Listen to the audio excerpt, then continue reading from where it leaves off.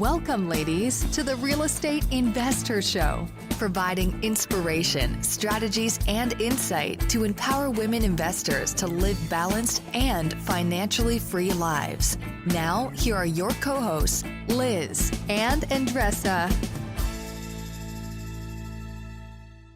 Welcome back, ladies. This is Liz. And this is Andresa.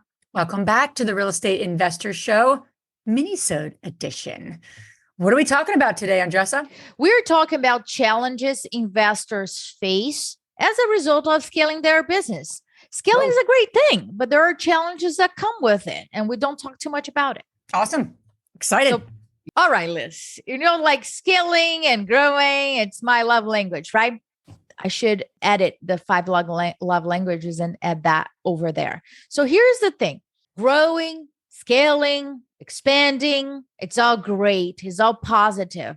But for you entrepreneurs that are listening to us right now, if you have going through growing pains, right, you're feeling the pain of the growth. And we don't talk too much about it. And most important, we don't mitigate. We don't talk how people are doing to mitigate that and create a solid foundation to grow their business. So the number one, I'm going to talk about 3 here. We can go on and on, but I'm going to talk about 3 challenges that investors are facing when they scale their business. And the number one is burned out. Many solopreneurs are in the midst of the entire process. They are everywhere and they try to be everywhere, even when it's physically impossible for them to be at the job site and being every single meeting, right? That's called burned out. You're trying to scale without scaling all the rest of that it's needed. That's called burned out. Lack of funds. Many are losing opportunities because they're tapped out, because they have been using their own money so far, their own money, other lenders, but still it's under their own company. There's no partnerships. There's no private money lender involved. There's no syndication. There's no others. It's just them. So lack of funds. And the third one is team building. Team building is a big challenge. And a lot of investors, I'm not saying waste their time just learning about real estate strategies, but they make a mistake of not sharpening their skills when it comes down to building a business and building teams. I see a lot of investors reading and consuming a lot of content regarding real estate, but very little when it comes down to team building and leadership skills. And that, to me, that is fundamental to scale a business, to sharpen that skill as much as real estate knowledge.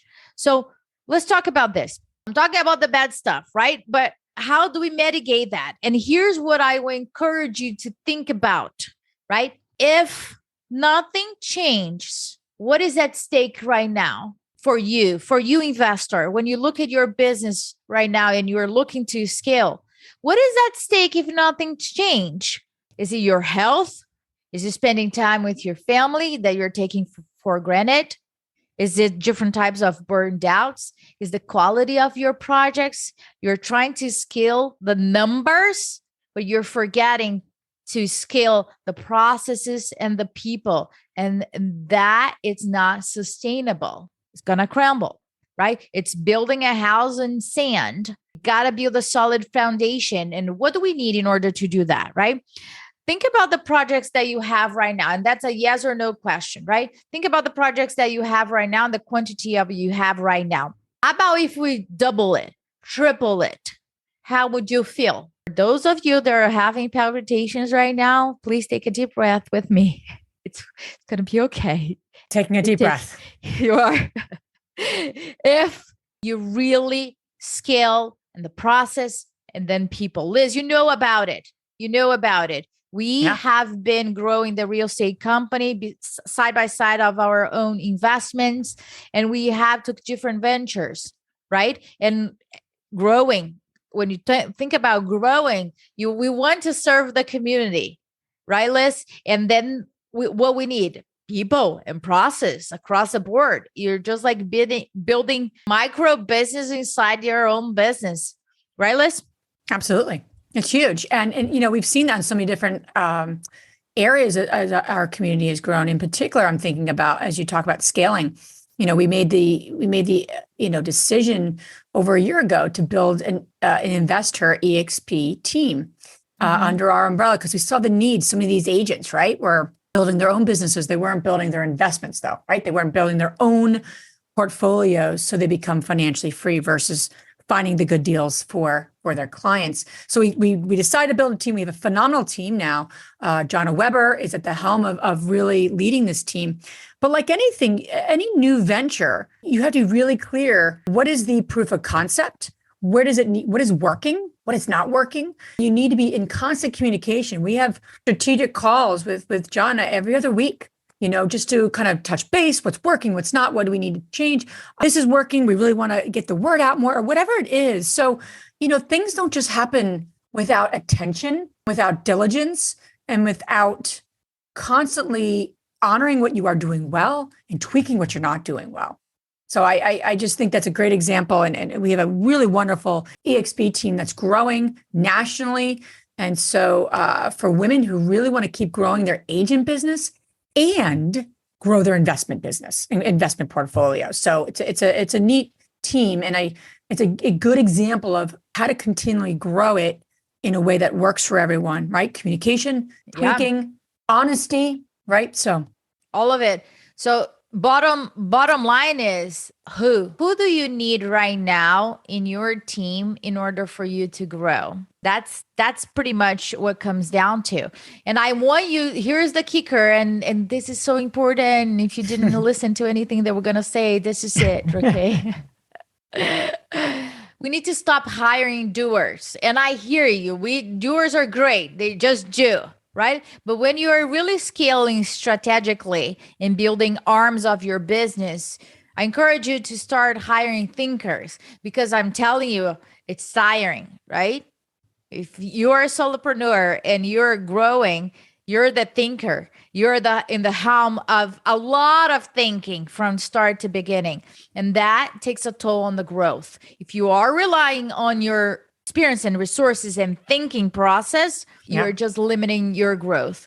The other thing besides who, the second thing that I would say for you is to think about the process and systems. And you might not like what I'm going to say. I always say that people are not going to like it, right? Because, you should say, you're going to love what I'm about to say.